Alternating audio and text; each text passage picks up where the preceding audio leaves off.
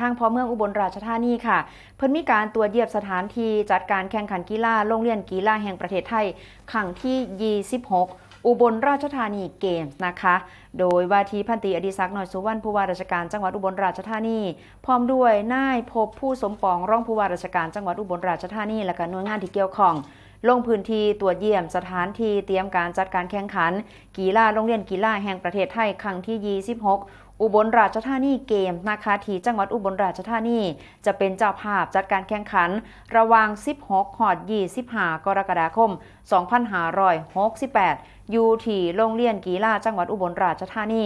ซึ่งก็มีดร.บุญสารศรีขันธ์ผู้อำนวยการโรงเรียนกีฬาจังหวัดอุบลราชธานีพร้อมคณะผู้บริหารครูนักเรียนให้การต้อนรับซึ่งการแข่งขันกีฬาโรงเรียนกีฬาแห่งประเทศไทยครั้งที่26อุบลราชธานีเกมส์นะคะที่จังหวัดอุบลราชธานีก็ถือเป็นการแข่งขันกีฬาระดับนานาชาติที่มีการแข่งขันทั้งสิ้นอยู่22ชนิดกีฬามีผู้เข้าแข่งขันจาก5ประเทศนั่นก็คือไทยสิงคโปร์มาเลเซียบรูไนและก็อินโดนีเซียโดยมีคำขวัญการแข่งขันที่ว่านะคะ Friendship and Unity นะคะมิตรภาพและก็ความสามัคคีนั่นเองค่ะนี่ก็คือการลงพื้นที่ของท่านผู้ว่าอุบลราชธานีนะคะไปเบิ่งการเตรียมความพร้อม